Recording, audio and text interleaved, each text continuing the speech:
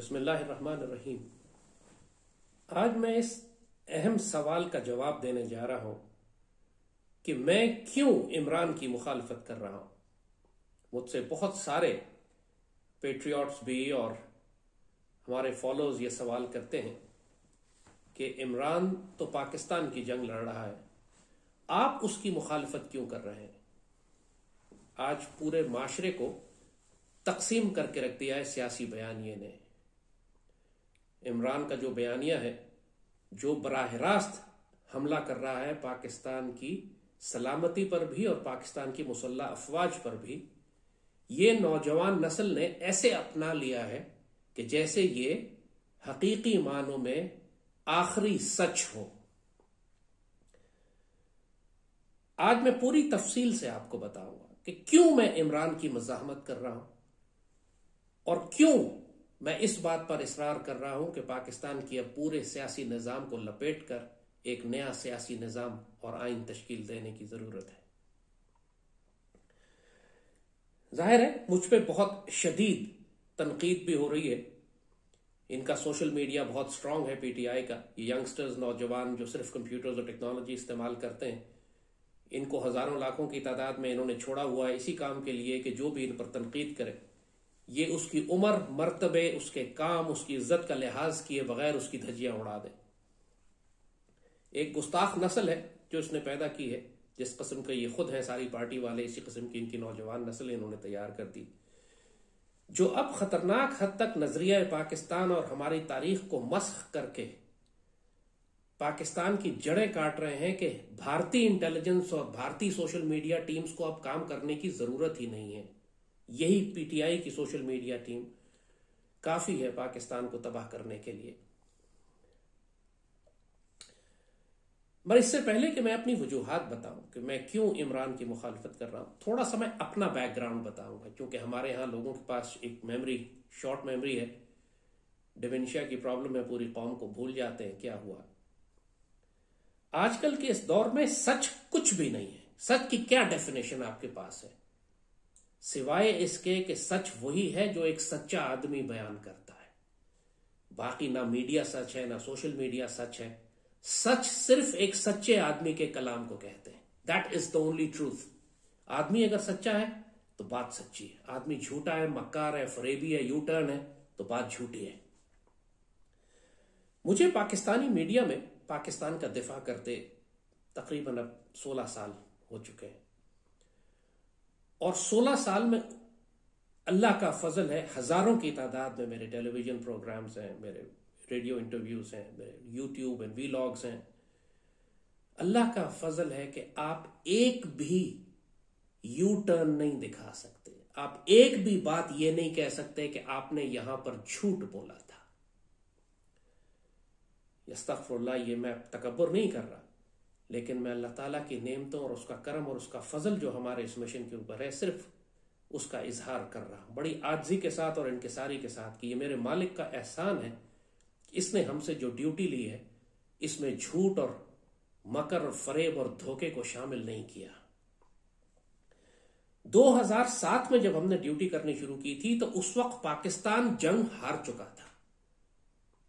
हमारे जीएचक्यू के गेट के सामने सुसाइड बॉम्बिंग्स हो रही थी, लेफ्टिनेंट जनरल शहीद हो रहे थे और पाकिस्तान से जिंदा भाग के नारे लगाए जाते थे और कोई पॉसिबिलिटी नहीं थी कि पाकिस्तान की रियासत बच सकती। कौम और फौज के दरमियान एक शदीद इख्तलाफ पैदा हो चुका था, मुत्तहजा मजलिस अमल, और उसमें इमरान खान भी शामिल था। ये सब मिलकर जनरल मुशर्रफ के खिलाफ तहरीक चला रहे थे और टीटीपी को सपोर्ट कर रहे थे, जैसे आज तक इमरान टीटीपी को सपोर्ट कर रहा।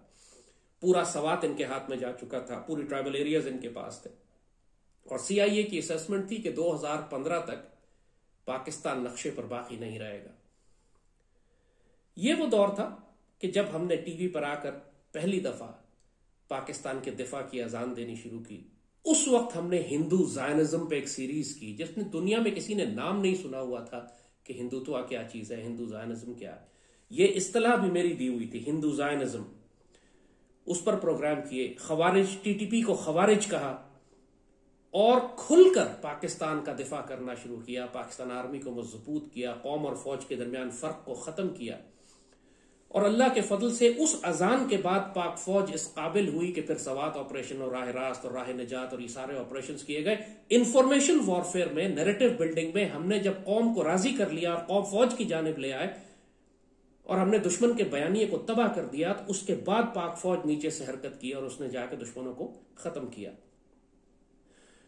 वही वक्त आपको याद होगा, मुंबई धमाके हुए थे और उस वक्त भी अल्लाह के फजल से सबसे पहले खत अव्वल पर यही फकीर खड़ा था पाकिस्तान के दिफा में। पाकिस्तान से कोई अजान, कोई आवाज नहीं उठ रही थी पाकिस्तान का दिफा करने के लिए। और इस कदर शदीद हमने जो हमारा बयानिया था दुश्मन पर हमला करके इंडिया के नैरेटिव को तबाह करने का, वो पूरी दुनिया में फिर पाकिस्तान की तरफ से सिफारती तौर पर फैलाया गया इंडिया के नैरेटिव को तबाह करने के लिए। बाद में इंडिया ने अपनी वो नेटफ्लिक्स की सीरीज भी बनाई सेक्रेट गेम्स के नाम से, जो खासतौर पर मेरे ऊपर था एक एपिसोड उसका पूरा, कि मुंबई हमलों के बाद वो लाल टोपी वाला जो आया है वो आईएसआई के लिए काम करता है। एक नैरेटिव यही था कि ये आईएसआई के लिए काम करते हैं, और अगर आईएसआई के लिए करें या पाक फौज के लिए करें, काम तो पाकिस्तान के लिए कर रहा है। तो अल्लाह का शुक्र है कि पूरी दुनिया में एक चीज सिनोनिमस हो गई थी कि जैद हामिद का मतलब है कि पाकिस्तान से इश्क और जुनून। हमारी पूरी सीरीज भी थी पाकिस्तान एक इश्क और एक जुनून, पूरे पाकिस्तान में हमने दौरे किए, नौजवानों को इकट्ठा किया। ये सारी आइडियोलॉजी रेवोल्यूशन की, इनकलाब की, हत्ता कि ये लफ्ज सुनामी भी मेरा दिया हुआ था, ये लफ्ज खिलाफत राशिदा भी मेरा दिया हुआ था पॉलिटिकल डिस्कोर्स में कि हम पाकिस्तान में खिलाफत राशिदा की तर्ज पर रियासत बनाएंगे। आप सारे पुराने मेरे लेक्चर्स और इंटरव्यूज और मेरी टॉक्स उठा के देख लीजिए, अल्लाह के फजल से ये सारी बातें डॉक्यूमेंटेड है। जाहिर है मेरे खिलाफ फिर एक शदीद प्रोपेगेंडा भी हुआ। पाकिस्तान में लिबरल तबका भी, ये south Asia free media association, ये जियो, ये हामिद मीर, ये सारे मारवी सरमद, ये सारा ग्रुप मेरे खिलाफ हुआ शदीद कि जी ये तो इस्लामी निजाम लाना चाहते हैं, ये तो पाकिस्तान को इस्लामी रियासत बनाना चाहते हैं। और दूसरी जानिब दूसरा एक्सट्रीम जो रिलीजियस मौलवी तबका था जिसका ताल्लुक खवारिज के साथ था, ताहिर अशरफी से शुरू कर लें आप, और टीटीपी और बीएलए और जितने भी ये दहशतगर्द मजहबी थे या सेकुलर, ये सब मेरे खिलाफ हुए। जाहिर है भारतीय हुकूमत तो वैसे ही मेरे खिलाफ थी। तो इस वक्त प्रैक्टिकली पूरे पाकिस्तान में जितने भी एंटी पाकिस्तान एलिमेंट्स थे वो मेरे खिलाफ थे, जितने भी प्रो पाकिस्तान पेट्रियोटिक एलिमेंट्स थे वो मेरे साथ थे। और उस वक्त तक इमरान को इतना बड़ा इंपैक्ट क्रिएट नहीं कर सका था पाकिस्तानी पॉलिटिक्स में, मगर हमने 2007 में एक सीरीज की थी खिलाफत राशिदा के नाम से। उसमें हमने ये बात क्लियरली बता दी थी, आज भी नेट पे पड़ी हुई है, 17 एपिसोड्स हैं उसके, कि पाकिस्तान की पार्लियामेंट्री डेमोक्रेसी नहीं चलेगी। आपको खिलाफत राशिदा के मॉडल पर एक नया इस्लामी निजाम बनाना पड़ेगा पाकिस्तान में, और उसके लिए इस पॉलिटिक्स को पॉज करना है, रोकना पड़ेगा। एक टेक्नोक्रेटिक गवर्नमेंट लानी पड़ेगी 3 साल के लिए, जो पाकिस्तान में पहले एहतसाब करे, निजाम तब्दील करे, और उसके बाद आप एक इस्लामी सदारती निजाम पाकिस्तान में चलाएं। पूरा हल दिया था, वो हल आज तक मैं उसी बात पर कायम हूं, एक लफ्ज चेंज नहीं हुआ। उस वक्त अगर मैं पाक फौज का दिफा करता था तो आज भी कर रहा हूं। आप मेरे 2007 के लेक्चर उठा के देख लीजिए, आपको लगेगा 2023 के लिए, आज के दिन के लिए वो लेक्चर किए हुए। किसी एक बात में रत्ती बराबर भी यू टर्न नहीं है, कोई ओपिनियन, कोई पॉलिसी चेंज नहीं हुई कभी भी। और अल्लाह का शुक्र है कि 2010 के बाद से ही पूरी इंटरनेशनल मीडिया में भी ये एक्नॉलेज किया जाने लगा कि पाकिस्तान से अगर सबसे ज्यादा स्ट्रांग पेट्रियोटिक वॉइस है तो वो जैद हामिद की है। एक जॉर्डन का एक इंस्टीट्यूट है, royal Jordanian strategic studies centre, बहुत बड़ा इदारा है। पूरी मुस्लिम दुनिया से 500 मोस्ट इन्फ्लुएंशियल मुस्लिम्स की लिस्ट वो हर साल निकालते हैं। जॉर्डन गवर्नमेंट का इदारा है, हमारा पाकिस्तान का तो नहीं है। और 2010 से वो पाकिस्तान में मोस्ट इन्फ्लुएंशियल मीडिया पर्सनैलिटी में सबसे ऊपर, अल्लाह के फजल से इस फकीर का मेरा नाम लिखते हैं कि Zaid Hamid is the most influential man in Pakistani politics, more powerful than Mir Shakeel and Mir Salman, वो जो एयरवाई वाले जो। अब वो बड़े बड़े मेगा ग्रुप्स हैं, बिलियंस ऑफ डॉलर्स उनके पास है। मैं अकेला फकीर मिस्कीन, मेरे पास तो कुछ भी रिसोर्सेज नहीं है। मैं तो हर महीने चंदा जमा करता हूं पाकिस्तानियों से अपना ड्यूटी और मशीन को चलाने के लिए, अपनी टीम को देने के लिए। मगर उसके बावजूद अल्लाह ने अजान में बरकत ये रखी है कि दुनिया एक्नॉलेज करती है कि मीर शकील और सलमान से ज्यादा पावरफुल अजान पाकिस्तान में ओपिनियन बिल्डिंग की, नैरेटिव बिल्डिंग की, वो जैद हामिद की है। पूरी दुनिया में सिनोनिमस हो गया था। मुझे हाइपर नेशनलिस्ट कहते थे, कुछ रेडिकल एक्सट्रीमिस्ट के, जो मर्जी नाम दें, लाल टोपी वाला, मजाक उड़ाएं, जो मर्जी कर लें, लेकिन पूरा इंडिया मुझे जानता है, पूरी दुनिया प्रैक्टिकली जो पाकिस्तान पर नजर रखती है मुझे जानती है। और पाकिस्तान की पॉलिसी मेकिंग में, पाकिस्तान की पॉलिसीज को इन्फ्लुएंस करने में हमारा जो डिसाइसिव रोल था उसको एक्नॉलेज किया जाता था। 2015 में जो यमन फौज भेजने की बात हुई, पूरे पाकिस्तान में एक नैरेटिव बिल्ड हो गया, सबने कहा जी सऊदी अरब की बात हमने माननी है, हमने फौज भेजनी है। I was the only one जिसने रेजिस्ट किया। मैंने मीडिया पे आके पहले इनकार की, क्या लॉजिक दी कि बिल्कुल पाकिस्तान आर्मी नहीं जाएगी। वो आर्गुमेंट इतनी स्ट्रांग थी कि उस आर्गुमेंट को फिर आर्मी ने ऑफिशियली पिक किया, पार्लियामेंट में लेके गए, पार्लियामेंटेरियंस ने फिर उसी आर्गुमेंट को बिल्ड किया कि हां हम यमन और यमन की जंग में सऊदी अरब के कहने पर फौजें नहीं भेजेंगे, और वो फौजें नहीं भेजी गई। अल्लाह के फजल से मुसलमानों के दरमियान होने वाली खाना जंगी में हमने पाक फौज को दाखिल होने से रोक दिया, और फिर उसकी बहुत भारी सजा मैंने काटी कि मैं जब सऊदी अरब उमरा करने के लिए गया तो सऊदी हुकूमत ने मुझे गिरफ्तार कर लिया, यह कहकर कि मैं ईरानी जासूस हूं और मैंने ईरान के कहने के ऊपर पाकिस्तानी फौजों को यमन भेजने से रोका था। और यह शिकायत भी ताहिर अशरफी ने लगाई थी। Can you imagine that? आज बैठा, मैंने इमरान की हुकूमत में इतना बड़ा मिनिस्टर था वो। और फिर जब मैं सऊदी अरब में गिरफ्तार था तो इंडियंस पहुंच गए मुझे लेने के लिए। डॉक्यूमेंटेड बात है कि सुषमा स्वराज पहुंची और इंडियन डेलीगेशंस आए कि मुझे वहां से उठाकर इंडिया ले जाएं। वो शुक्र है अल्लाह का, अल्लाह खुश रखे जनरल राहील को और जनरल रिजवान को, जो इस वक्त DGI थे यहां पे। वो खुद सऊदी अरब गए और मुझे सऊदी अरब से निकाल कर लेकर आए। और इंडिया की और रॉ की जो कोशिश थी कि मुझे एक्स्ट्राडाइट करके वो इंडिया ले जाए, अल्लाह ने उसको नाकाम किया। उससे पहले जनरल मुशर्रफ के दौर में, उस वक्त मैं मीडिया पे नहीं आया था, जनरल मुशर्रफ जब इसराइल को रिकग्नाइज करने जा रहे थे, he was about to recognize Israel, उनको रोकने वाला कोई भी नहीं था पूरे पाकिस्तान में। उस वक्त जनरल मुशर्रफ को रोकने वाला कोई नहीं था। वो चाह रहे थे, कर रहे थे। उनको एडवाइस कर दिया गया था कि आपने इसराइल को रिकग्नाइज करना है। वो जूइश कांग्रेस से खिताब भी करके आ गए थे अमेरिका में। और वो वक्त था अल्लाह के फजल से कि I was national security analyst. उस वक्त ब्रास टैक्स हमारा इदारा जो था उस वक्त फौज के साथ और जनरल मुशर्रफ के साथ काम करता था। और मैंने सख्ती से उनको रोका कि आपने इसराइल को तस्लीम नहीं करना। अल्लाह ने करम किया कि हमारी बात मानी गई, इसराइल को रिकग्नाइज नहीं किया गया। उसी वक्त फैसला हुआ था कि पाकिस्तान इराक में अपनी फौजें भेजेगा। अल्लाह का एहसान हुआ कि यहां पे भी डिसाइसिव फैक्टर, रोकने वाला जिसने पाक फौज को रोका, यूनिट्स तक एलोकेट हो गई थी कि ये यूनिटें जाएंगी इराक में। इस सारे प्रोजेक्ट को रोकने वाला अल्लाह के फजल से ब्रास टैक्स थी, ये फकीर था। ये बातें मैंने इससे पहले पब्लिक में खुल के नहीं बताई कभी, क्योंकि लोग जानते नहीं है हमारे काम को। और फिर जाहिर है, मैंने कहा कि सच की डेफिनेशन सिर्फ वही है जो सच्चे आदमी की डेफिनेशन है। आपको मीडिया में, सोशल मीडिया पे, सियासतदानों की जबानों पे सच नहीं मिलेगा। ये बैकग्राउंड मैं सिर्फ इसलिए बता रहा हूं ताकि मैं आपको आगे वजह बता सकूं कि मैं क्यों इमरान की मुखालफत कर रहा हूं। उसी जमाने में 4th and 5th generation war की डॉक्ट्राइन हमने आर्मी को दी। आप सारे डॉक्यूमेंटेड बात है कि मैं पाकिस्तान में पिट गया, 1000 प्रोग्राम मैंने कर दिए 4th जनरेशन वॉर पे, फिर 5th जनरेशन वॉर पे। यानी ये 2015 का रिसाला है, 2015 का रिसाला है 5th जनरेशन वॉर के ऊपर। ये जब मैं सऊदी अरब से वापस आया तो फिर मैंने उसके ऊपर दूसरा लिखा था। जाने से पहले मैंने 5th जनरेशन वॉर पे लिखा था। फिर मैं सऊदी अरब की जेल चला गया, वहां मैंने 4 महीने काटे। सख्त एक आजमाइश थी वो, तकरीबन सजाए मौत हो चुकी थी मुझे वहां। अल्लाह ने करम किया, जनरल राहील रिजवान गए, मुझे निकाल कर ला। ये सारी सख्तियां मैं किस लिए बर्दाश्त कर रहा था? क्या मुझे फौज पैसे दे रही थी? मुझे हुकूमत में कोई हिस्सा था मेरा? नवाज शरीफ की हुकूमत ने मुझे सऊदी अरब में छोड़ दिया। ये कहा कि जी हमें इस आदमी से कोई ताल्लुक नहीं। परवेज रशीद का बयान है कि जी ज़ैद हामिद से ज्यादा बेवकूफ, नामाकुल आदमी मैंने कोई नहीं देखा, पड़ा रहे सऊदी अरब की जेल में। इंडिया की हुकूमत मुझे लेने के लिए पहुंच गई। सऊदी अरब की हुकूमत मुझे कत्ल करना चाहती है। यानी इतनी बड़ी बड़ी हुकूमतें मेरे खिलाफ हैं। सिर्फ अल्लाह का फजल था। यह नामुमकिन बात, लिटरली मछली के पेट में से जैसे निकल कर आने वाली बात है कि अल्लाह ने उस वक्त पाक फौज को भेजा, जनरल राहील को भेजा, आईएसआई को भेजा जो मुझे वहां से निकाल, रिजवान को भेजा जो मुझे निकाल कर लेकर आया, और दुश्मनों का सारा प्लान अल्लाह ने रुसवा किया। उस वक्त मैंने ये 5th जनरेशन वॉर के डॉक्यूमेंट्स बनाकर, पूरी 10 साल लगे आर्मी को ये एक्सेप्ट करने में कि हाँ 4th और 5th जनरेशन वॉर भी एक रियलिस्टिक वॉर डॉक्ट्राइन है। और अल्लाह के फजल से दुनिया जानती है ये कि पूरे पाकिस्तान में ये सिर्फ मैं था, अल्लाह के फजल से सिर्फ हम थे जिनको 10 साल आगे अल्लाह ने दिखा दिया था कि वॉर डॉक्ट्राइन्स दुनिया में कैसे तब्दील होने जा रही हैं, और वो कन्वेंशनल वॉरफेयर का पीरियड अब खत्म हो चुका है।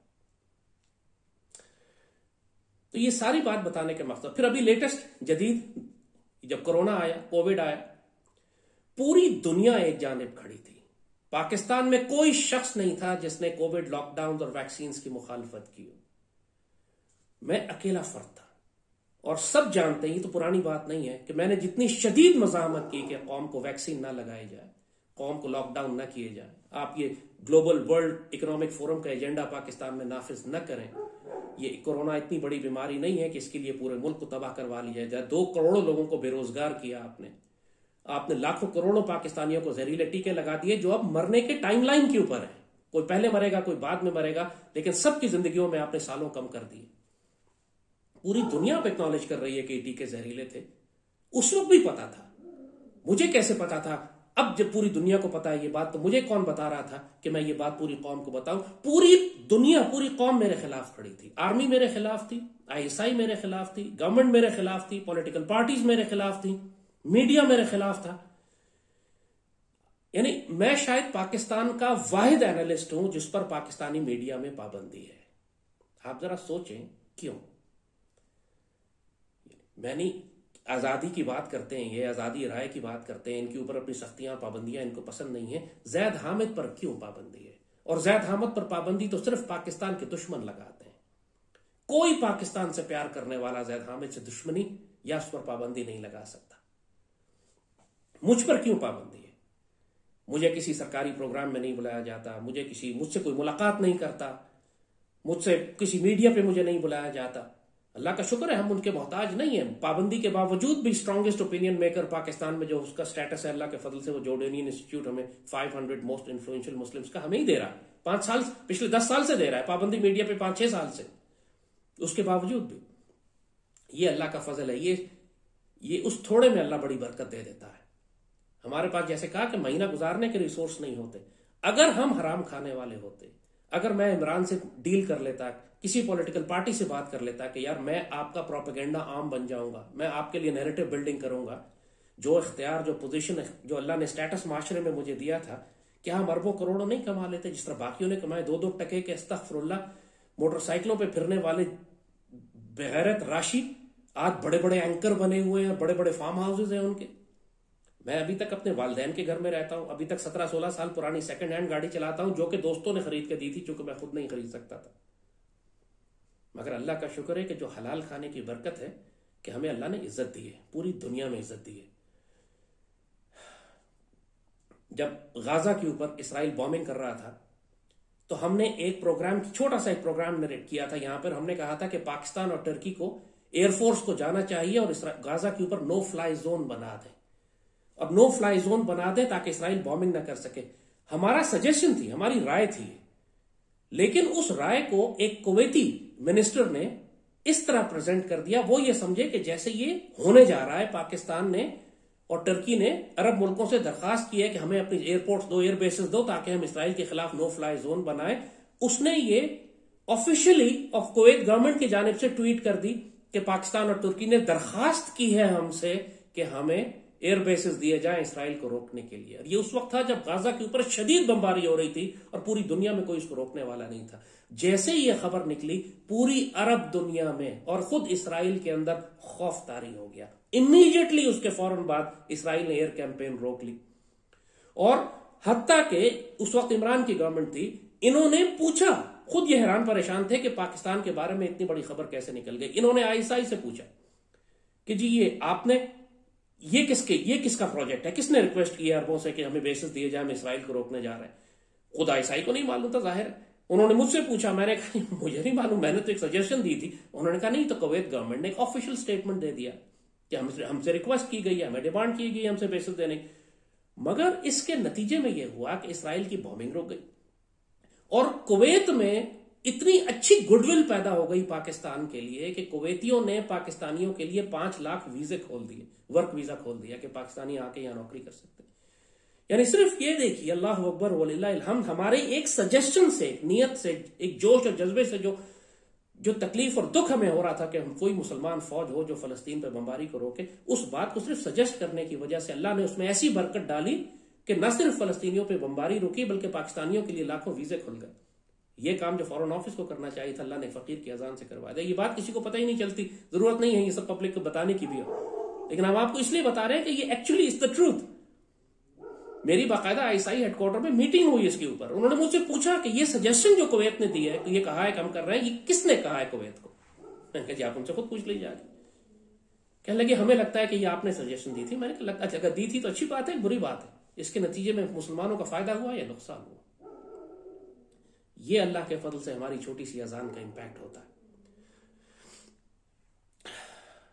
मुझे जनरल बाजवा और फैज के दौर में शदीद पाबंदियों का सामना करना पड़ा। मुझे बाकायदा जनरल फैज के दफ्तर से बुलाया गया एक दफा और मुझे हुक्म दिया गया कि आप इमरान की मुखालफत बंद कर दें, क्योंकि इमरान हमारा प्रोजेक्ट है और हम इसको लेके चलेंगे। मैंने कहा जी दिस इज नॉट पॉसिबल, ये पाकिस्तान को नुकसान पहुंचाएगा, बंदा ठीक नहीं है। आप अगर ये समझते हैं कि आप इसे कंट्रोल कर लेंगे तो ये भी गलत है।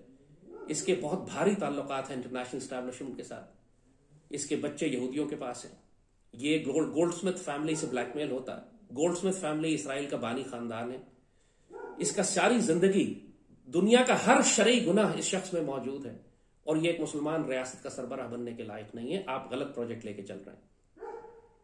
जाहिर है उन्होंने मेरी बात नहीं मानी। फिर उन्होंने मुझसे कहा कि आप गज़वा हिंद की बात ना करें।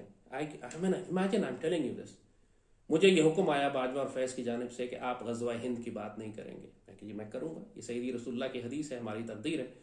और ये तो पॉलिसी डॉक्ट्रिन डिसाइड हुआ था जनरल पाशा के दौर में कि जब हम इंडिया के खिलाफ एक नैरेटिव बिल्ड कर रहे थे, हिंदू जायनिज्म को एक्सपोज कर रहे थे, हमें पता था आने वाले वक्तों में मोदी निकलेगा और एक शदीद हिंदुत्व आइडियोलॉजी के साथ वो मुसलमानों को ज़िबा भी करेगा, पाकिस्तान पे हमला भी करेगा।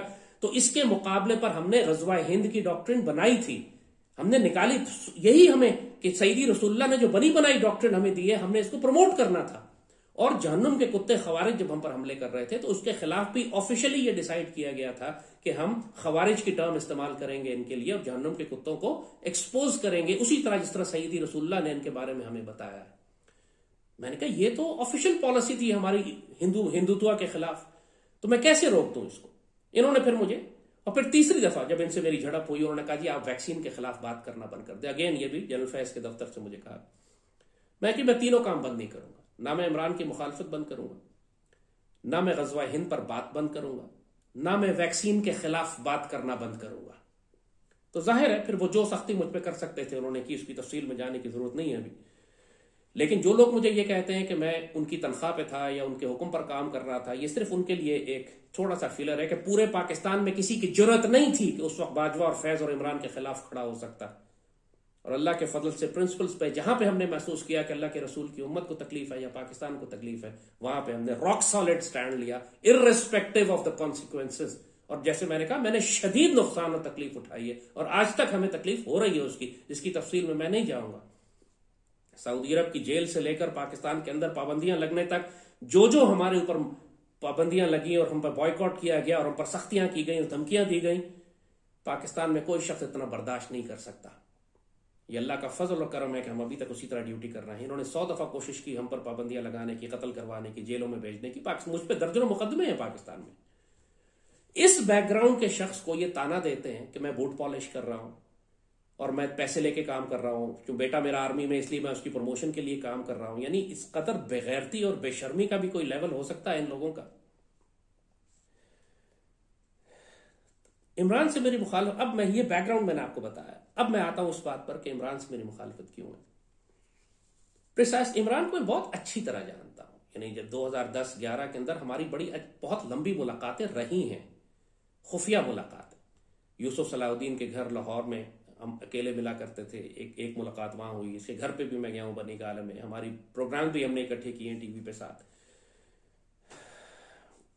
इस शख्स को मैं बहुत अच्छी तरह जानता था कि जो इसमें खूबियां हैं, जो खामियां हैं, जो खराबियां हैं, जहां कानों का कच्चा है, जहां इसके अंदर नफसानी प्रॉब्लम्स हैं, इश्यूज हैं, जो शरई बीमारियां हैं, न्यू द मॉल। और जब इन्होंने ये कहा कि हम इमरान को, बाजवा और फैज इनका प्रोजेक्ट था ये, और बाजवा के बारे में मैं पहले बता चुका हूं आपको कि वो कादियानी लॉबी का आदमी था, फैज भी इसी लॉबी का आदमी था। और इन दोनों ने इमरान को एक डील के तहत लेकर आए थे ये। हालांकि बाजवा को अपॉइंट किया था नवाज शरीफ ने, लेकिन बाजवा ने बीच में साइड चेंज कर ली और इमरान के साथ इन्होंने डील कर ली। और डील यही थी इनकी कि आपको हम ताकत में लेकर आएंगे, इक़्तिदार में लेकर आएंगे, और आप बाजवा को एक्सटेंशन देंगे 6 साल की, 3 साल मजीद, और उसके नतीजे में एक लोअर छोटा जूनियर मेजर जनरल जो है उसको प्रमोट किया जाएगा, जो डीजीसी थे उस जमाने में जब ये आए तो फैज डीजीसी थे। इनको प्रमोट किया जाएगा और अल्टीमेटली बाजवा अपनी जगह पे, अपना वली अहद जो है अपनी जगह पर जनरल फैज को छोड़कर जाएंगे। इमरान एक्सटेंशन देगा बाजवा को, प्रमोट किया जाएगा फैज को, फैज आर्मी चीफ बनेंगे अगला, फिर वो उसी तरीके से मिलकर इमरान को ये अगले 5 साल भी जितवाएंगे। तो 10 साल का प्लान तो इनका पक्का था बिल्कुल। दिस वॉज द गेम जिस पर इमरान को लाया गया था। और चूंकि इमरान वॉज, जिसको एक रशियन एक डिप्लोमेटिक टर्म है जो वो इस्तेमाल करते हैं, यूजफुल इडियट, एक शख्स जिसको सिर्फ ग्लोरी का शौक है, वर्ल्ड कप उठाने का शौक है, जिसको सिर्फ ये शौक है कि लाइमलाइट इसके ऊपर रहे, लेकिन ना इंटेलेक्ट है, ना जियोपॉलिटिक्स जानता है, ना हिस्ट्री जानता है, ना दीन जानता है, और कानों का कच्चा है, और सारी शरई, इसके चारों तरफ जो लोग हैं वो सारे के सारे जानी और बदकार हैं। अस्तगफुरुल्लाह, जो प्राइम मिनिस्टर हाउस के 4th फ्लोर का मजाक बनता था कि क्या वहां पे, जिसके महल के दरवाजे, जिसकी रियासत के दरवाजे तवाइफ लात मार के खोलती थी और बड़े शौक से टिकटॉक के वीडियोस पे डाला करती थी कि मैं ये कर रही हूं इसकी रियासत के साथ। जनरल रानी की मिसाल ये देते हैं कि याह्या खान के साथ एक जनरल रानी थी। ये सारी PTI, if I use the term अस्तगफुरुल्लाह, हरीमजादे हैं। इन सब की गंदी वीडियोस एक तवाइफ के फोन में रखी हुई हैं जो इनको पूरी रियासत को ब्लैकमेल कर रही है। ये सब बातें नोन थी। ये जो शिकायत करते हैं कि मेरी गंदी वीडियोस रिलीज करने वाले हैं, सवाल ये कि तुमने गंदी वीडियो बनने क्यों दी? तुम हरकतें ऐसी क्यों करते थे सबके सामने कि तुम्हारी वीडियोस बनाई जाए? सबसे जो पहला इम्तहान इमरान खैर लेकर आ गए, ये हुकूमत में इमरान आ गए, ग्लोरी, अमेरिका का दौरा, ट्रंप से मुलाकात। ये वो टाइम था कि जब मुझे पता लग गया था ये बात कि ट्रंप ने उस वक्त कहा था कि मैं कश्मीर के मसले पर पाकिस्तान और भारत से बात कर रहा हूं, मैं मीडिएट करूंगा। आप निकालें रिकॉर्ड उस वक्त का, आपको ये बात उस वक्त मिलेगी ट्रंप ने, जब ये अमेरिका गए थे तो। और मैं करने को तैयार हूं और मैं कर रहा हूं। तैयारी नहीं, उसने की थी। उसने इनको बता दिया था कि चंद महीनों के बाद इंडिया आर्टिकल 370 वायलेट करने के बाद कश्मीर पर कब्जा कर लेगा, आपने शोर नहीं मचाना। इन्होंने ये बात सुनी और जाहिर है इस काम में जनरल बाजवा ऑन बोर्ड थे, इमरान ऑन बोर्ड था, फैज ऑन बोर्ड था। ये वापस आए, उस वक्त वापस आए तो उन्होंने कहा मुझे लगता है जैसे मैं एक और वर्ल्ड कप फतह करके आया हूं। बिल्कुल उसके अल्फाज डॉक्यूमेंट है, सारे रिकॉर्डेड है। और वापस आने के कुछ अरसे के बाद इंडिया ने आर्टिकल 370 वायलेट कर दिया। वो कश्मीर में दाखिल हो गए। उन्होंने कश्मीर कैंसिल कर, दाखिल तो थे, उन्होंने कश्मीर को जम कर लिया। और पाकिस्तान में जैसे इनको हुक्म दिया गया था अमेरिका की जानिब से, इन्होंने सिर्फ एक सड़क का नाम बदला और थोड़ी देर धूप में खड़े रहे। मेरी फैज के दफ्तर में मुलाकात हुई उस वक्त और मैंने उनको सख्ती से कहा कि ये, बल्कि कई महीनों से मैं उनको कह रहा था कि इंडिया बहुत बड़ी हरकत करने जा रहा है, उसकी जंगी तैयारियां हो रही हैं, कोई बड़ा मूव करने जा रहा है उसने, क्योंकि सारे मकबूजा कश्मीर में उसने सारी पुलिस और आर्मी को सैटेलाइट फोन्स देने शुरू कर दिए थे। ये एक चीज, एक क्लू देती है आपको कि वो अपनी सारी आर्मी को, सारी पुलिस को, सारे गवर्नमेंट ऑफिसर्स को सैटेलाइट फोन क्यों दे रहे हैं। इसका मतलब है कि लैंडलाइन और कम्युनिकेशन और इंटरनेट को वो बंद करने जा रहे थे। तो मैंने बहुत अरसे से इनको बता रहा था कि कुछ हो रहा है। ये प्रिटेंड करते रहे कि जी हमें पता ही नहीं है। बाद में जब आर्टिकल 370 वायलेट हुआ तो एग्जैक्टली यही हुआ कि उन्होंने इंटरनेट शट डाउन कर दिया, कर्फ्यू लगा दिया, लॉकडाउन कर दिया। और ये वो वक्त था कि जब सारे उन्होंने, इंडियन आर्मी जो थी वो सैटेलाइट फोन यूज करने लगी। I went back to them and I said, Faiz के दफ्तर में जाके मैंने कहा कि ये तुम लोग क्या कर रहे हो? कहा था तुम लोगों को कुछ होने वाला है, अब हो गया, इस पर रिस्पॉन्स बिल्ड करो। इस पर ये पाकिस्तान की शहरक काटी है इन्होंने। और सिर्फ यहां इंडिया नहीं रुकेगा, इसके बाद वो डेमोग्राफी चेंज करेगा, वो कश्मीर को जम करेगा। और फिर वो जब एक दफा कश्मीर ले जाएगा, 1 करोड़ पाकिस्तानियों को उसने हिंदुस्तानी बना लिया, भारतीय बना लिया, वो डिस्प्यूटेड टेरिटरी को ओन कर लिया, आपके हाथ से लेके चला गया, आप खामोश कैसे बैठेंगे? तो मुझे जवाब फैज के दफ्तर से यह दिया गया कि हम इस पर सिर्फ पॉलिटिकल मूव करेंगे, हमने कोई इस पर मिलिट्री रिस्पॉन्स नहीं देना। और फौरन शाह महमूद कुरैशी का बयान आ गया कि war is not an option. वो जाहिर है, दे वर ऑल ऑन बोर्ड। जाहिर है कि मैंने शदीद प्रोग्राम किए थे इसके ऊपर कि ऐसा ये पाकिस्तान को रेजिस्ट करना चाहिए, हमें कम से कम एक लिमिटेड वॉर कश्मीर के अंदर करनी चाहिए। कश्मीर को प्लेट में रख के क्यों दे दिया तुमने? 70-75 साल हम कश्मीर पर लड़ते रहे और इंडिया को इतनी आसानी से कश्मीर दे दिया। उससे पहले जब अभिनंदन वाला वाकया हुआ था उस पर भी मैंने शदीद मुजाहमत की थी। याद अगेन आपको मेरे प्रोग्राम टीवी पर हैं जब मैंने कहा था कि जमीन पे क्यों लेट गए तुम लोग यार, अभिनंदन के बदले कम से कम कुछ कश्मीरी रहनुमा रिहा करवा लेते। इन्होंने खौफ के मारे अगले ही दिन उसको वीआईपी बिठा के लेके गए लाहौर से, इसको हैंडओवर कर दिया इंडियंस को। और दुश्मन पे जब हमले भी किए, जब अंदर भी गए, अपने जहाजों को और पायलट्स को खतरे में भी डाला, तो हुक्म था उनको ये कि आपने इंडिया को तकलीफ नहीं पहुंचानी, आपने बम पहाड़ों पर गिरा के आने। आपको साफ नजर आ रहा था कि गेम क्या हो रही है। You could easily see that. आप लोग आम लोगों को नजर नहीं आ रहा था, but of course as a defence analyst, as a security analyst, मुझे तो पता था क्या हो रहा है।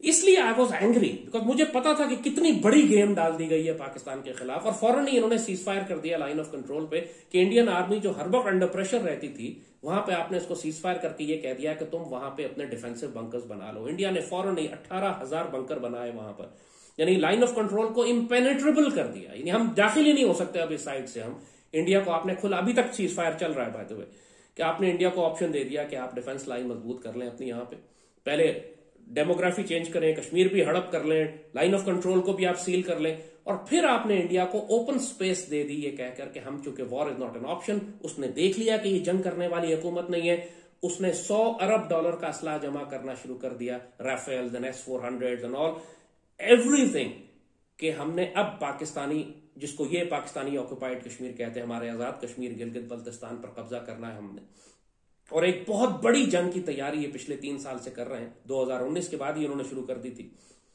और अब वो ऐसी स्टेज पे आ गए हैं कि किसी भी दिन वो पाकिस्तान में रोल कर सकते हैं।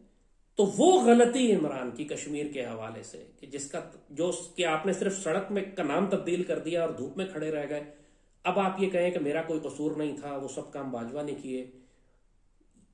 Please don't say this thing, मतलब दिस इज अस्तगफिरुल्लाह, ये नाकाबिले बर, don't insult our intelligence after the injury as they say, you are adding insult to our injury by saying this. आप हर तकरीर में कहते थे कि आर्मी और फौज मेरे मातहत है और मैं फैसले करता हूं, सारे फैसले मुझसे पूछ के किए जाते हैं, जनरल बाजवा से ज्यादा नफीस आदमी मैंने नहीं देखा, ये प्रो डेमोक्रेसी चीफ है, और इतनी तुम तारीफें करते थे, इतना तुम, यू वर 100% ऑन बोर्ड। आपका ये बयान था कि जिसने कश्मीरी मुजाहिदीन की मदद की वो गद्दारी करेगा पाकिस्तान के साथ, क्या मैं हमला कर दूं, मतलब मैं पैसिफिस्ट हूं, ये सारा कुछ आप थे। ये अल्फाज आपके मुंह में किसने डाले थे? आपके अपने अल्फाज थे, और आज के नहीं थे, पिछले 50 साल से आप ऐसे ही बातें कर रहे हैं। सो ये कोई नई बात नहीं थी जो आपने की। सो उसका नुकसान अब ये हुआ हमें कि न सिर्फ ये कि कश्मीर हमारे हाथ से चला गया, हमारी डिफेंसिव लाइन, उन्होंने हमारी लाइन ऑफ कंट्रोल को इतना इम्पेनेट्रेबल ब्लॉक कर दिया कि अब मुजाहिदीन की मदद करना भी अंदर नामुमकिन हो गया हमारे। अब वो कहती है अब कर लें, ये तंज इनका ये क्या है कि जी ठीक है उस वक्त आपने नहीं किया था, अब आपकी हुकूमत है, अब आप कर लें कश्मीर की मदद। अब तुमने कश्मीर की मदद करने के लिए छोड़ा क्या है हमारे पास? और अब भारत पाकिस्तान में दाखिल हो जाएगा, और जो करोड़ों पाकिस्तानी मरेंगे वो सिर्फ उस गलती की वजह से या उस गद्दारी की वजह से जो इमरान ने उस वक्त, इमरान बाजवा और फैज ने उस वक्त की, कि जब कश्मीर पर इसने कब्जा किया, हमारे पास वक्त था कि पोस्ट 9/11, पोस्ट पुलवामा, हमने जो उनके जहाज मार के गिराए थे, हमारा अपर हैंड था, हमारा मोराल ऊंचा था, पूरी कौम फौज के साथ थी, वो वक्त था कि हम अंदर जाके इनको सही से ठोकते। इन्होंने वो सारा वक्त जाया कर दिया, इनिशिएटिव सारा दुश्मन के हवाले कर दिया वापस, एवरीथिंग, सारी कुर्बानियां हमारी जाया, और अब वो सब कश्मीर उनको लेकर अब वो अंदर आएंगे, हमारी अब जंग हमारे घरों में होगी। और बाजवा ने उसके बाद और साजिश की कि मोईद यूसुफ जैसे शख्स को इमरान ने अपना नेशनल सिक्योरिटी एडवाइजर लगा दिया। ये CIA का, हुसैन हक्कानी का स्टूडेंट, CIA का आदमी, इसको लाके लगाया, और फिर एक डॉक्ट्रिन बनवाई, नेशनल सिक्योरिटी डॉक्ट्रिन। ना वो कौम से पूछी गई, ना वो फौज से पूछी गई, एक खुफिया डॉक्ट्रिन बना के, जिसको पब्लिक भी नहीं किया इन्होंने, लेकर आ गए कि हम इंडिया के साथ 100 साल का अमन करने जा रहे हैं। ये कंप्लीट गद्दारियां थी, it's a betrayal of the highest order. Imran was totally on board, उस नेशनल सिक्योरिटी पॉलिसी पे सिग्नेचर इमरान के, इसका अप्रूवल था। अब आप मुझे ये कहें, तो कश्मीर वॉज वन रीजन। इतना बड़ा बिट्रेल करने के बाद आप समझते हैं कि मैं उस हुक्मरान की मदद करूंगा, हिमायत करूंगा, उसको उम्मत मुस्लिमा का सबसे बड़ा लीडर समझूंगा? Please don't insult Pakistan like this. करोड़ों पाकिस्तानी अब शहीद होंगे इमरान की इस गद्दारी की वजह से। मेरी कोई जाती दुश्मनी इमरान से नहीं है, उसने मेरे पैसे नहीं देने, मैंने कोई रिश्तेदारी नहीं बनानी इसके साथ, ना मुझे ओहदा चाहिए इसके पास कोई। अगर मेरा इख्तिलाफ है तो पाकिस्तान की वजह से, मेरा इख्तिलाफ है तो कश्मीर की वजह से, मेरा इख्तिलाफ है तो गज़वा हिंद की वजह से, मेरा इख्तिलाफ है तो इसलिए कि हिंदुस्तान के करोड़ों मुसलमान अब ज़िबा होंगे और तुम भारत से 100 साल का अमन करने जा रहे थे, इस वजह से। दूसरा मेरा इख्तिलाफ अफगानिस्तान, इसके दौर में अमेरिकन अफगानिस्तान से निकले, बड़े बड़े वाकयात जो हुए वो इमरान के दौर में हुए। अल्लाह ने इसको बहुत बड़े मौके दिए थे to gain the glory, to earn the glory, but he failed on every count. American निकले अफगानिस्तान से, अफगानिस्तान में वैक्यूम था।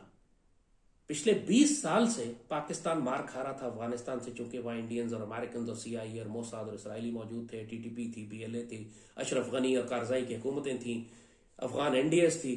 अल्लाह ने उन सबको एक झटके में साफ कर दिया। इमेजिन करें, वो काम जो अरबों डॉलर खर्च करके नहीं कर सकते थे, अल्लाह ने अफगान तालिबान के जरिए करवा लिया। वो तो स्ट्रेटेजिक अपॉर्चुनिटी थी जो कि सदियों में एक दफा आपको मिलती है। आप जाते सीधा अफगान तालिबान को रिकग्नाइज करते, उनसे अलायंस करते और फौरन टीटीपी और बीएलए को एलिमिनेट करते और अफगानिस्तान को लिटरली टेक ओवर कर लेते। इसने अमेरिकन के कहने पर अफगान तालिबान को रिकग्नाइज करने से इनकार कर दिया। और न सिर्फ यह कि अफगान तालिबान को रिकग्नाइज नहीं किया, बल्कि इंडिया को स्पेस दे दी कि इंडिया जो कि निकल गया था वहां से, वो फौरन काबुल में वापस आया पाकिस्तान की एब्सेंस में, और उसने वहां एम्बेसी भी खोली, अरबों रुपए अरबों डॉलर भी दिए अफगान तालिबान को, और उनको हमारे खिलाफ कर दिया। और फिर टीटीपी जिसको हमने क्रश करना था, जो स्ट्रैटेजी सारी यही थी कि एक दफा फ्रेंडली गवर्नमेंट अफगानिस्तान में आ जाए तो हम उसके साथ इत्तेहाद करके टीटीपी और बीएलए को क्रश कर देंगे। इसने अफगान तालिबान से कहा कि आप टीटीपी से हमारे मुज़ाकरात करवा दें ताकि हम उनको पाकिस्तान में लाकर दोबारा आबाद कर लें। इन्ना लिल्लाहि व इन्ना इलैहि राजिऊन। ये सब डॉक्यूमेंटेड बातें हैं, अगर इसमें कोई झूठ हो तो आप मुझे पकड़ लीजिए। हजारों की तादाद में टीटीपी के दहशतगर्दों को खुद इमरान ने कहा 20-30 हजार कोई तादाद थी इनकी, इनको लाके फैमिली समेत इनको लाके पाकिस्तान में आबाद करवाया, जेलों से इनके हजारों बंदे निकाल के रिहा करवाए। ये सब जनरल फैज ने किए जब वो कोर कमांडर पेशावर था। सवात से फौजें निकाली, सवात से फौजें उस वक्त निकाल ली जब कोर कमांडर जनरल फैज था वहां पे हमारा परमानेंट गैरिजन था, उसको बंद कर दिया। जैसे ही बंद किया टीटीपी वापस आ गई सवात में, और फिर दोबारा फौज भेजनी पड़ी हमको वहां पे। यानी ये दूसरी मिसाल मैं आपको दे रहा हूं। अगेन हमारा मगरबी बाजू गैर महफूज हो गया। आज टीटीपी को आप तलाश करते फिर रहे हैं। अब ये जनरल आसिम ने आके पॉलिसी चेंज की है कि हम टीटीपी से मुज़ाकरात नहीं करेंगे, हम इनको क्रश करेंगे, हम अफगानिस्तान के अंदर जाकर इनको मारेंगे, हम अफगान तालिबान को एंगेज करेंगे। अभी जो हमारे ब्रिगेडियर बर्की शहीद हुए आईएसआई के, वो इन्हीं ऑपरेशंस पर गए हुए थे वहां पर कि टीटीपी को अफगानिस्तान के अंदर हलाक करना है हमने जाके।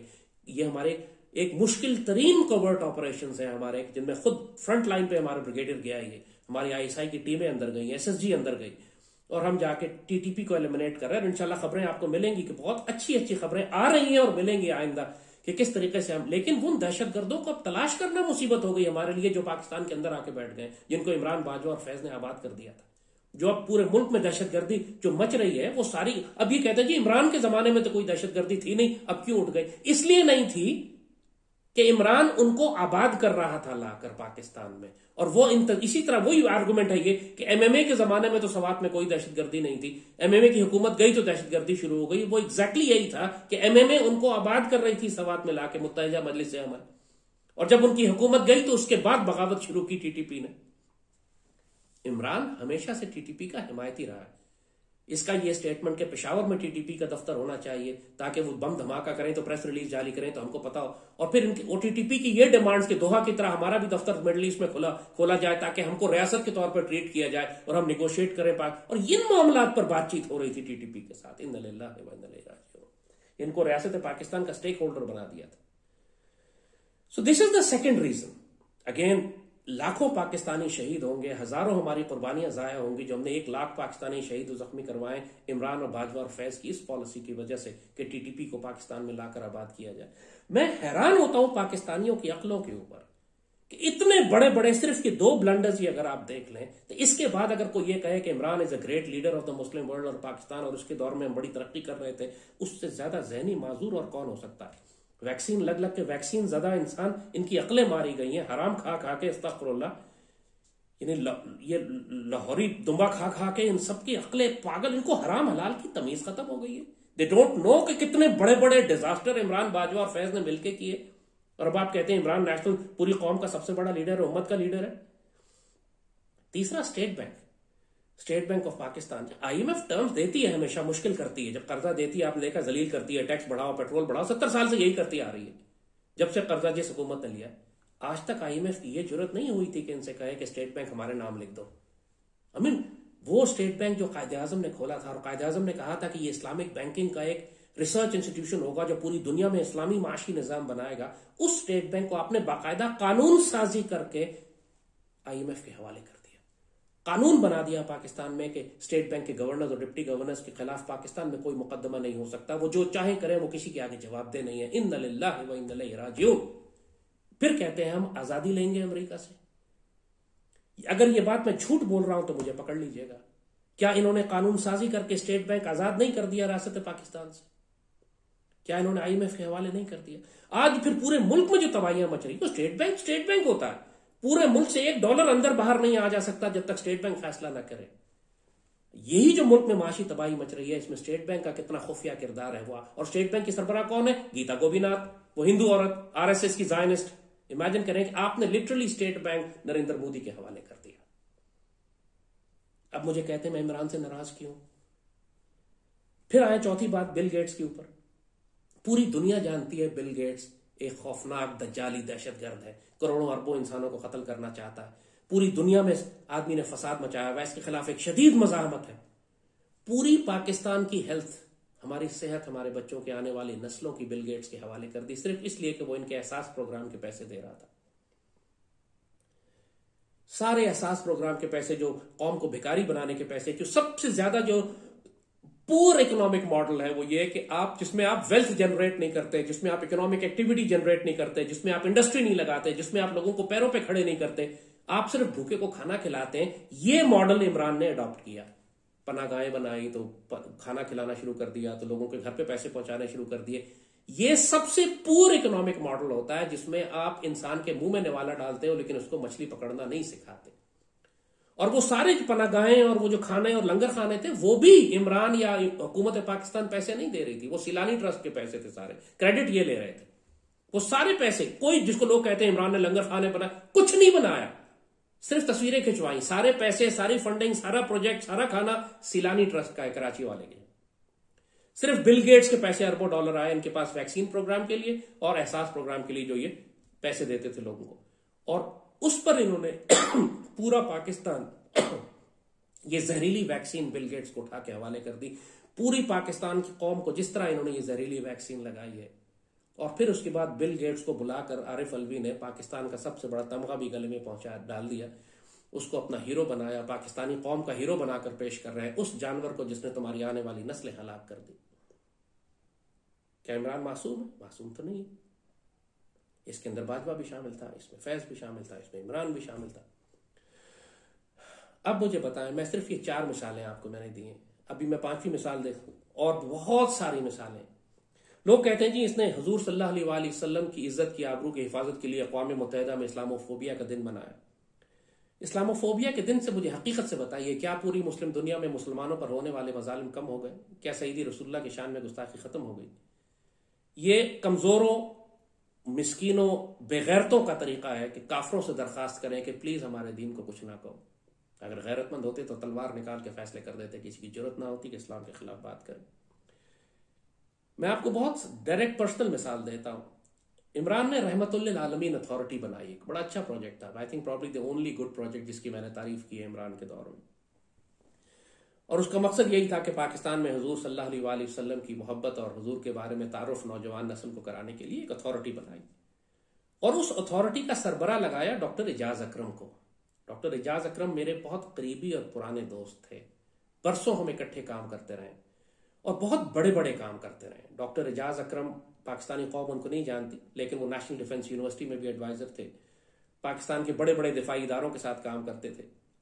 चाइना की हुकूमत के Chinese president, Russian president, Erdogan, इन सारों के साथ, टर्किश गवर्नमेंट के साथ, थिंक टैंक्स के साथ उनके रवाबित और ताल्लुकात थे। और एक हार्ड कोर पैन इस्लामिक अल्लामा इकबाल की आइडियोलॉजी पर चलने वाले मुसलमान। डॉक्टर एजाज अकरम को इसका हेड लगा दिया गया। अचानक पूरे पाकिस्तान में तूफान खड़ा हो गया। वही लिबरल और सेकुलर तबका जो मेरे खिलाफ है, वही सारे अमेरिकन, वही सारे जायनिस्ट, वही सारे यहूदी। एक हंगामा मच गया पाकिस्तान में कि इमरान ने एक जैद हामिद को रहमतुल्लिल आलमीन अथॉरिटी का हेड लगा दिया। यानी आप अखबार उठा लीजिए, मीडिया उठा लीजिए, ये कहा गया कि he is the English version of Zaid Hamid, यानी यहां तक अल्फाज कहे गए। और इमरान बिल्कुल प्रेशर नहीं ले सका। आजादी की बात करते हैं ना, अब बता, और वो भी हुजूर की इज्जत और आबरू की बात करते हैं। इससे बड़ा झूठ पीटीआई और इमरान कभी नहीं बोल सकता था जो सईदी रसूलुल्लाह के मामले पर इन्होंने बोला। डॉक्टर एजाज अकरम को तीसरे महीने इमरान ने बुलाया और इमरान ने कहा कि मैं आपको पसंद करता हूं, लेकिन मुझे आपको हटाना पड़ेगा क्योंकि मुझ पर दबाव बहुत ज्यादा है। किसका दबाव था? किसका दबाव था कि डॉक्टर एजाज अकरम को हटाया? डॉक्टर एजाज अकरम को सैक कर दिया इसने। उसकी जगह डॉक्टर अनीस को लगाया। वो 85 साल के बुजुर्ग आदमी है, वो किसी काम के काबिल नहीं थे, वो ना दफ्तर आ सकते थे ना जा सकते थे। यही वो चंद महीने हफ्तों बाद उन्होंने भी रिजाइन कर दिया। और उसके बाद इमरान की हुकूमत के चूंकि वैसे ही आखिर था, नई हुकूमत आई, शहबाज वगैरह ने आके पूरी अथॉरिटी लपेट के खत्म कर दी, मामला ही खत्म हो गया। इन्ना लिल्लाहि व इन्ना इलैहि राजिऊन। लेकिन इमरान अपने हिस्से का गुनाह समेट गया। रहमतुल लिल आलमीन अथॉरिटी को सिर्फ इसलिए बंद कर दिया गया कि यहूदियों और अमरीकियों को पसंद नहीं था कि वहां एक सच्चा मुसलमान आदमी उसका सरबराह मुकर्रर कर दिया गया। डॉक्टर एजाज अकरम की जो खिदमात है पाकिस्तानी कौम के लिए, वो कौम नहीं जानती।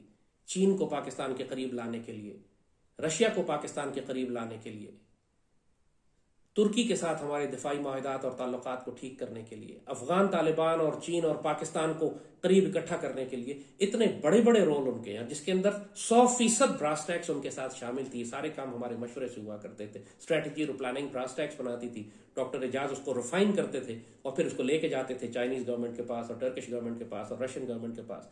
इमरान कहते हैं इमरान गया अमेरिका की मजामत करके, उसके पीछे पीछे बहुत बड़ा बड़ा काम हो रहा था। पाकिस्तान के दिफाई इदारे और थिंक टैंक्स और हम लोग पेट्रियट्स पाकिस्तान के जो पसे पोश सामने आए बगैर काम कर रहे हैं पाकिस्तान के दिफा के लिए।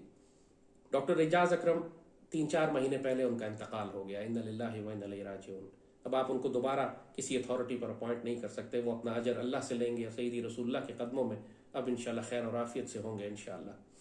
अल्लाह उसके रसूल से प्यार करने वाले बहुत दुखी थे, वो बहुत ज्यादा दुखी थे वो इस बात के ऊपर कि उनको सिर्फ इसलिए हटा दिया गया कि वो अल्लाह के रसूल के सच्चे आशिक हैं और इमरान ने उसकी जगह पे मतलब अथॉरिटी खत्म हो गई। अब मुझे बताओ मैं इमरान को क्यों सपोर्ट करूं? कोई एक वजह मुझे बताओ मैं इमरान को क्यों सपोर्ट करूं। तुम सईदी रसूलुल्लाह की हुर्मत की बात करते हो, मैंने हुर्मत की हकीकत तुम्हें बता दी कि किस तरह वो प्रेशर नहीं ले सका अमेरिका का। तुम कश्मीर की बात करते हो, कश्मीर उसने कैसे फरोख्त किया। तुम अफगानिस्तान की बात करते हो, किस तरह अफगानिस्तान में इसने हमारा बेड़ा गर्क किया और जहन्नम के कुत्तों को पाकिस्तान में लाके आबाद किया। तुम मईशत की बात करते हो, किस तरह मईशत उसने पूरी हमारी IMF को फरोख्त कर दी। तुम कौम की सेहत की बात करते हो, किस तरह इसने पूरी कौम की सेहत तबाह बर्बाद कर दी, आने वाली नस्लों तक और जहरीले टीके लगाए, बिल गेट्स को तमगे पहनाए। फिर मुझे कहते हो मैं इमरान की हिमायत करूं। वो उम्मत का सबसे बड़ा लीडर है, उसको दोबारा लेकर आएंगे और दोबारा सरबराह बनाएंगे और पूरा मुल्क उसको फिर से दे देंगे। Over my dead body. जब तक मैं जिंदा हूं मैं अल्लाह के हुक्म से मज़ाहमत करूंगा। मुझे कोई पैसे नहीं मिल रहे इस काम करने के लिए। मैं जो पाकिस्तान का दिफा करता हूं, मुझे कोई इस काम के पैसे या ओहदा या रुतबा या गाड़ियां नहीं चाहिए तुम लोगों से। ना मुझे तोशे खाने की घड़ियां चोरी करनी है। मुझे अपना अजर सिर्फ अल्लाह से चाहिए। मैं सईदी रसूलुल्लाह की ड्यूटी कर रहा हूं, उस पाक सरजमीन की और सब्ज हिलाली परचम की और सब्ज गुंबद की ड्यूटी। क्योंकि खुद लोग कमीने हैं ना, खुद लोग जलील हैं, उनकी समझ में ही नहीं आ सकता कि कोई शख्स अपने आप को इतना खतरे में क्यों डाल सकता है सब्ज हिलाली परचम और सब्ज गुंबद के खातिर।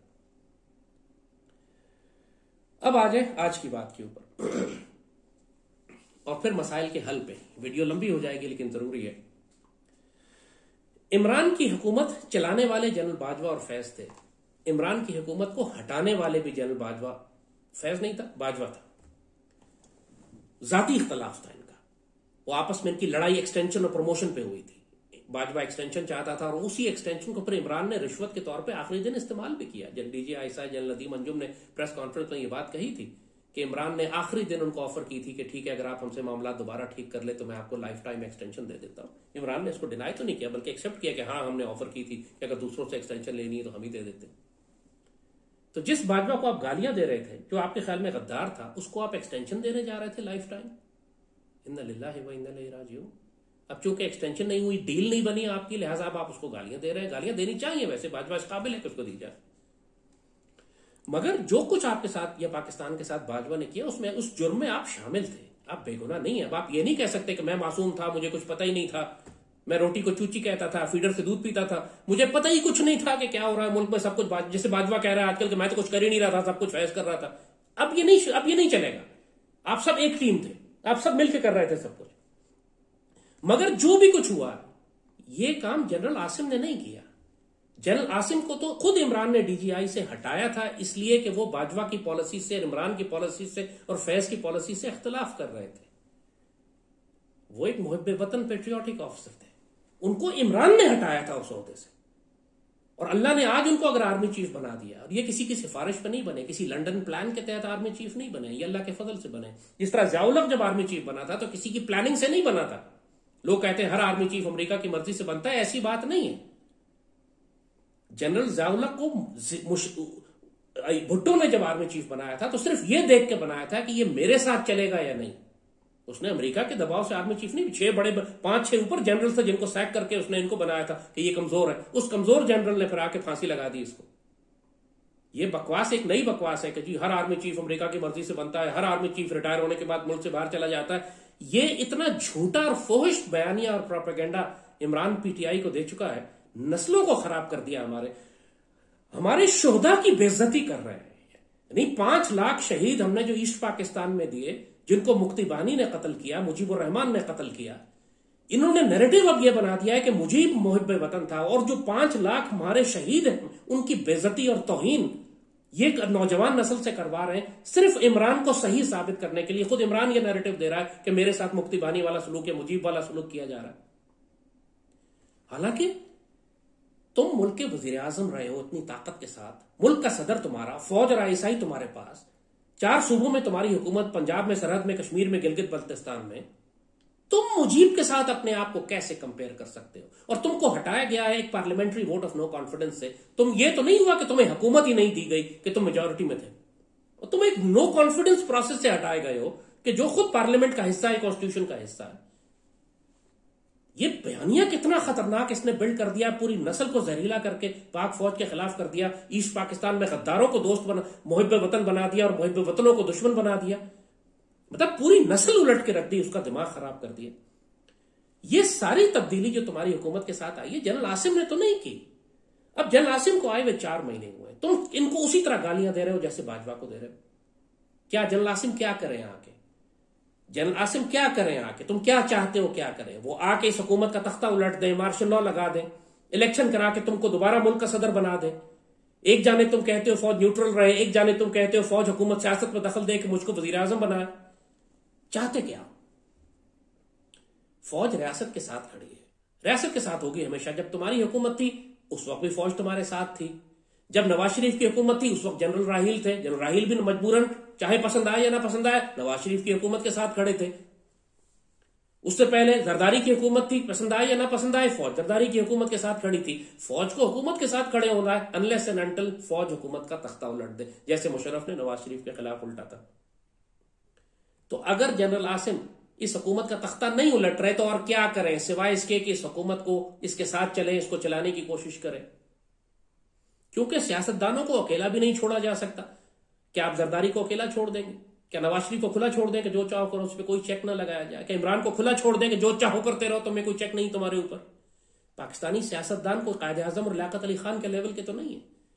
अगर यही पॉलिटिक्स आपने चलानी है तो फिर जो कि गैर मुल्की ताकतों के साथ उनसे फंडिंग और एजेंट्स और गद्दार पाकिस्तान की हुकूमत में दाखिल करके चलाते हैं, तो फिर पाक फौज को अपना आईनी किरदार यह अदा करना है कि मुल्क और कौम के हर दुश्मन के खिलाफ पाक फौज को कार्रवाई करनी है, चाहे दाखिली हो या खारजी। अगर वो दुश्मन सियासत में है तो फिर सियासत में, जमीन पे है तो जमीन पे। आप दुश्मनी क्यों करते हैं रियासत से? आपको किसने इजाजत दी है? कि आपको आइन तोड़ने की इजाजत है? सारे सियासतदान आइन तोड़ते हैं, उनको इजाजत है, फौज को इजाजत नहीं है। या तो आप भी ना तोड़ें फिर फौज भी नहीं तोड़ेगी। 62 और 63 पे कौन सा सियासतदान पूरा उतरता है? मुझे एक का नाम बता दें।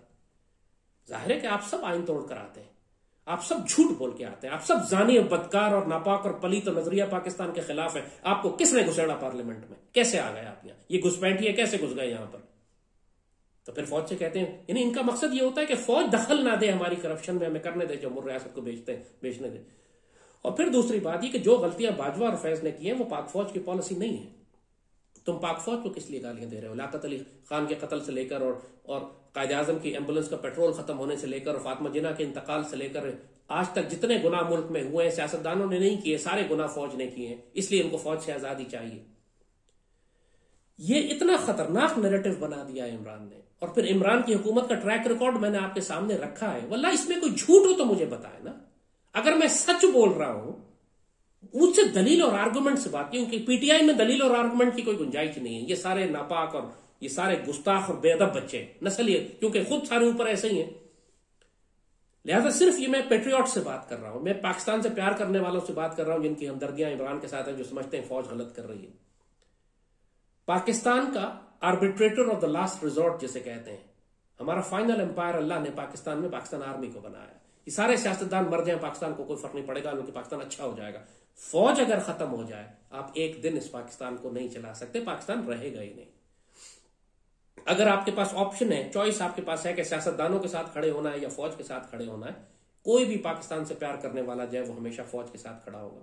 फौज की पॉलिसी तब्दील हो जाती है ऐसे पैसलार के तब्दील होने से, जैसे हो गई। अब जो पॉलिसी है बाजवा डॉक्ट्रिन नहीं है, बाजवा डॉक्ट्रिन को दफन कर दिया गया है। अब पाकिस्तान के दिफा के लिए पूरी कुव्वत से काम किया जा रहा है। अफगानिस्तान के अंदर जाके भी, और कुछ बातें आपको पता लग गई इत्तफाकन जो नहीं बताई जा रही थी, जैसे ब्रिगेडियर शहीद हो गए, ब्रिगेडियर बरकी अभी जाके तो पता लगा कि वो अफगानिस्तान में कोई ऑपरेशन कर रहे थे। मगर इंडिया में आपने खालिस्तान की मूवमेंट देखी है, पूरी दुनिया में इंडिया को परेशानी लग गई। कांग्रेस पार्टी जो है वो इस वक्त उठ खड़ी हुई है मोदी के खिलाफ। कहीं ना कहीं से तो कोई अल्लाह के बंदे उनको सपोर्ट कर रहे होंगे ना, मुझे ख्याल है मेरा कि यकीनन कर रहे होंगे। कुछ तो हो रहा है, हर बात मुंह से नहीं बोली जाती। जिस तरह वो पाकिस्तान के अंदर बगावतें बर्पा करवा रहे हैं, पाकिस्तान की सियासी जमातों में काम कर रहे हैं, तो फिर कुछ अल्लाह के बंदे हैं, कुछ मारखोर हैं जो अपनी हिस्से की ड्यूटी करेंगे। अब ये वो पहले वाला पाकिस्तान नहीं है, ये पहले वाला बाजवा डॉक्ट्रिन नहीं चल रही है यहाँ पे। मगर इमरान इसी तरह इस पाक फौज को जलील कर रहा है जैसे बाजवा के दौर में। बाजवा भी इसका बड़ी था, ये तो सारे शीरो शकर थे, ये तो आपस में मिलकर बैठते थे। इख्तलाफ तो एंड में हुआ है आखिर में प्रमोशन और एक्सटेंशन पे। उससे पहले पाक फौज की कोई खराबी नहीं थी, जो कोई मसला नहीं था इनको किसी चीज से। इनका सिर्फ एक प्रॉब्लम है कि आपने हमें गोद से क्यों उतारा और अब मुझे दोबारा गोद में उठा के वापस वहीं रख दें। ऐसा नहीं होने जा रहा, अब नहीं होगा ये। It's not going to happen.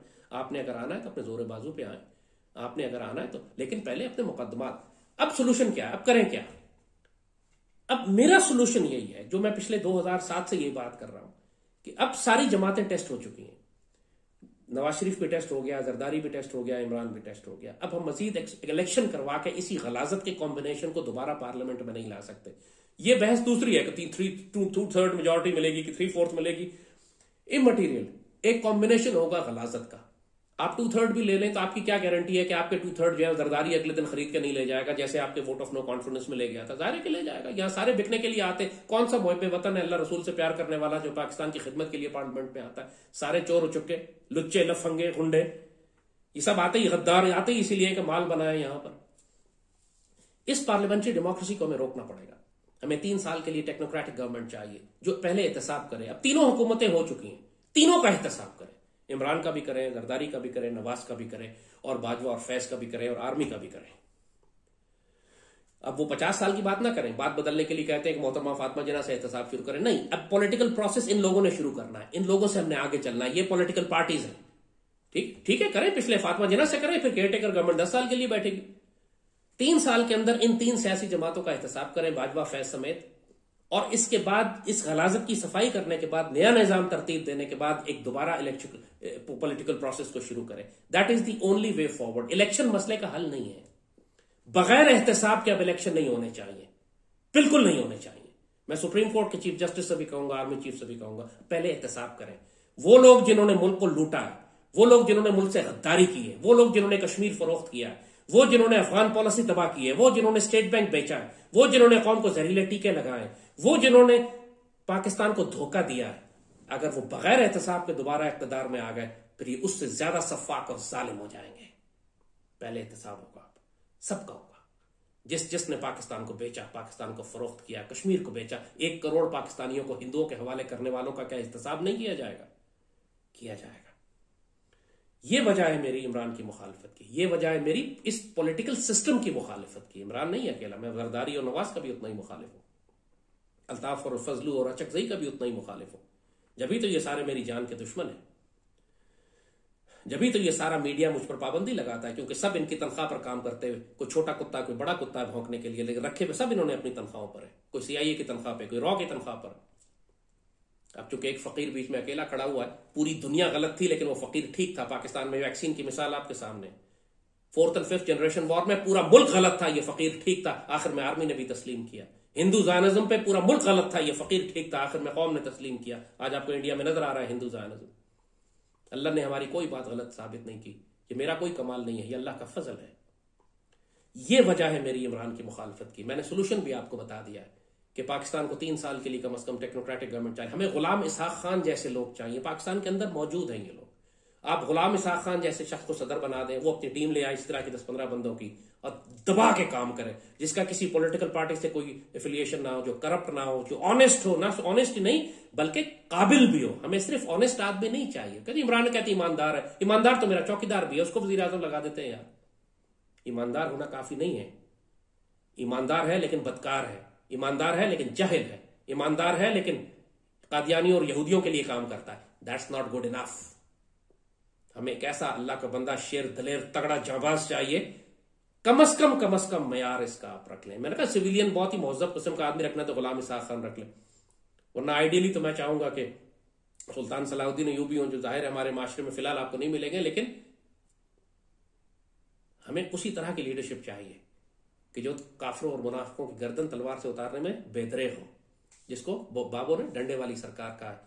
लेकिन वो डंडे वाली सरकार आएगी, लेकिन अब मेरा जाती ख्याल ये है कि जंग के बाद आएगी या जंग के दौरान आएगी, क्योंकि भारत अब बिल्कुल जंग के लिए तैयार है। इमरान और बाजवा ने जो गलतियां कर दी हैं उसका कफारा अब आपको देना पड़ेगा। जब आपको देना पड़ेगा फिर आपको समझ आएगी मैं क्या बात कर रहा हूं। भारत को आपने इतनी स्पेस दे दी है कि अब वो पूरी तरह तैयार है पाकिस्तान पर हमला करने के लिए। पाकिस्तान की मुसल्लह फौज को अंदर से इतना कमजोर कर दिया है इसने नैरेटिव बिल्ड करके कि पाक फौज गद्दार है और पाक फौज के जनरल गद्दार है और जनरल आसिम गद्दार है और बाजवा को चलो छोड़ो, बाकी सारी पूरी फौज को जो तुमने गंदा किया है, दहशतगर्दी कौम को जो बदल कर दिया है पाक फौज से, इसका कफारा अब पूरी पाकिस्तानी कौम देगी। लाखों करोड़ों लोगों का खून इमरान और बाजवा के हाथ पर होगा। तुम लोग जो इमरान को आज सपोर्ट कर रहे हो ना, जब हिंदू तुम्हारी बहनें उठा के लेके जाएंगे उस वक्त तुमको मेरी बातें याद आएंगी।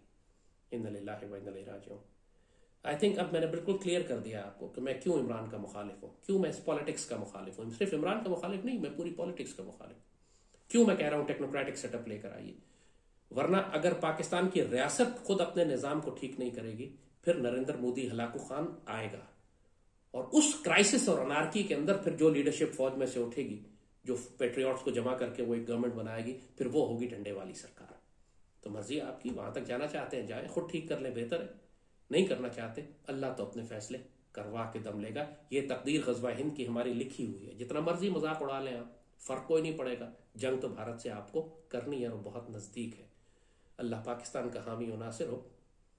अल्लाह हमें गज़वा हिंद का मुजाहिद बनाए और सईदी रसूलुल्लाह की उस फौज का हिस्सा बनाए जो बैतुल मक़दस शरीफ को आज़ाद कराएंगे। अल्लाहुम्मा सल्लि व सल्लिम व बारिक अला सय्यिदिना मुहम्मद व अला आलिहि व सहाबिहि वसल्लम।